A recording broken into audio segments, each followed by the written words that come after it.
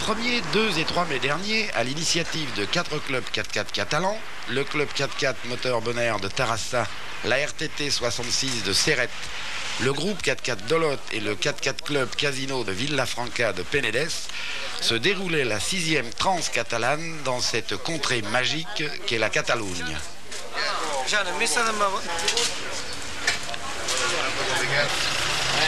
Dès le vendredi matin, après un regroupement à Villafranca, vérif technique et stickage traditionnel pour les 100 véhicules participants et prise de roadbook.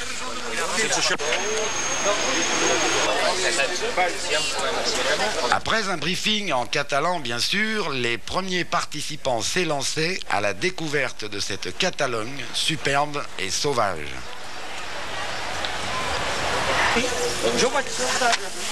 Sí, però és que hauríem d'estar tots i saber que toquem que se'ns despistem cinta i llavors per marcar si hi hagués algun problema posarem cinta. Donc si c'est pour barrer une toi avec Albert.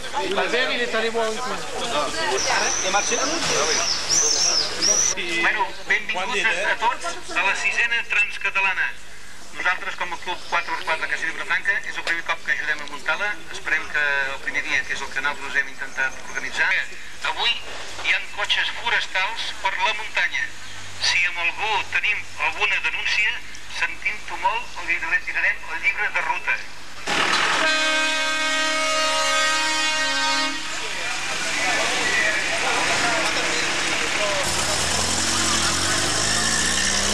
Pour cette première journée, un itinéraire sublime, ponctué de châteaux et de vestiges, témoignant d'une histoire riche en événements, attendait les participants. Les pistes empruntées sont larges et roulantes, ce qui permet à tous de mettre sur la pellicule des souvenirs sans avoir à gêner les autres. Pour cette journée, 130 km étaient à parcourir, avec la montée d'un col où le paysage de cette Catalogne sauvage prenait toute sa dimension.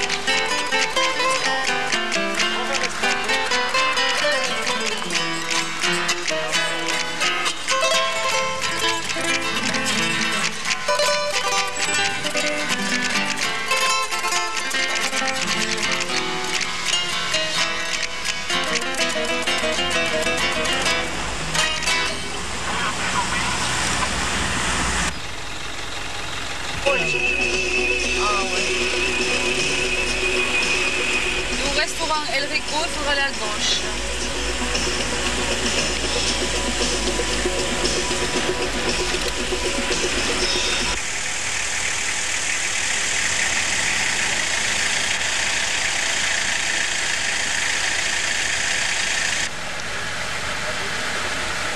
Dès 8 heures, le lendemain matin, avec une météo des plus défavorables, les premiers participants s'élancèrent pour la seconde journée.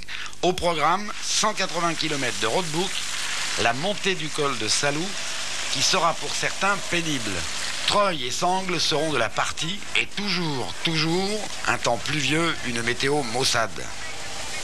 Ensuite, en roadbook, on fait le roadbook, on ne s'occupe plus de rien.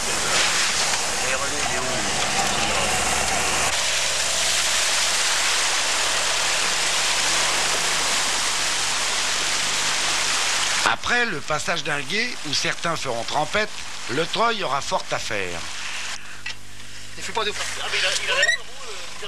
Les crevaisons faisant partie des joies du tout-terrain, et là l'entraide interviendra, n'entamant en rien la bonne humeur ni l'ambiance.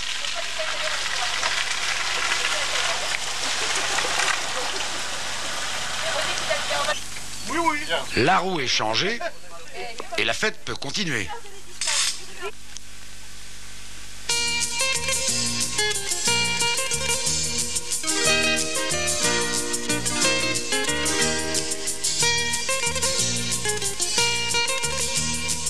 Cette météo toujours défavorable fera prendre à l'organisation une décision sage.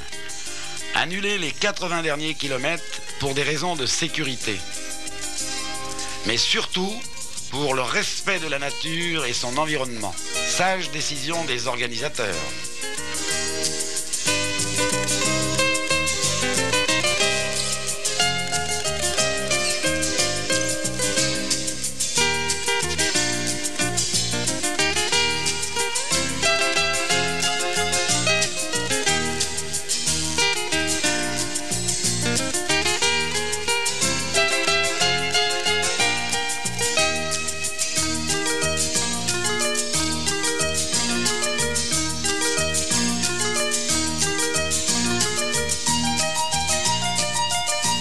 Après une petite méditation face aux paysages magnifiques offerts par les Pyrénées, regroupement à Compredon pour l'étape de la seconde journée.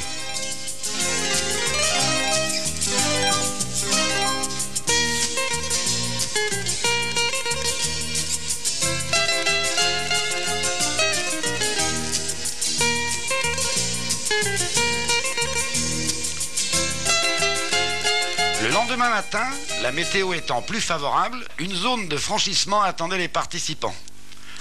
Et chacun put y aller de son style, avec ou sans douceur. Pour certains, merci les mécanos.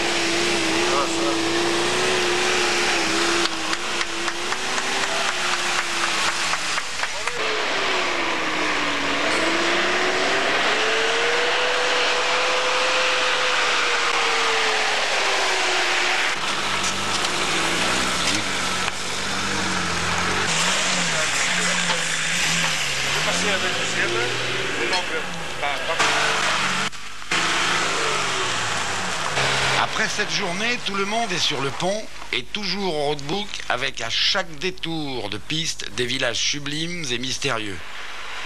Pour cette dernière journée, le décor change et là, la montagne et ses pistes, toujours sous la pluie, mais qui à ce stade de cette superbe randonnée ne gêne plus personne, car elle arrive à son terme, avec le traditionnel banquet de fin que les Catalans savent organiser avec merveille.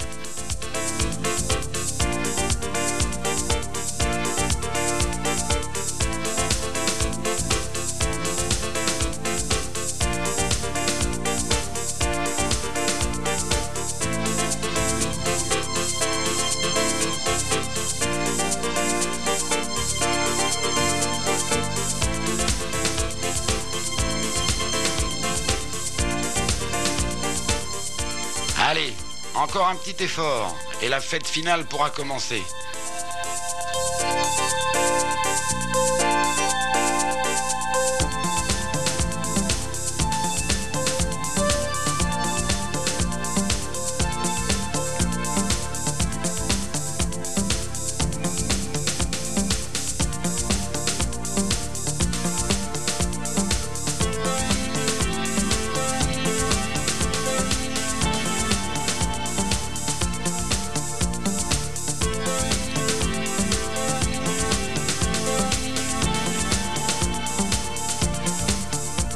Et c'est plus de 200 personnes dans une ancienne hacienda pour une remise des prix superbe où personne ne sera oublié.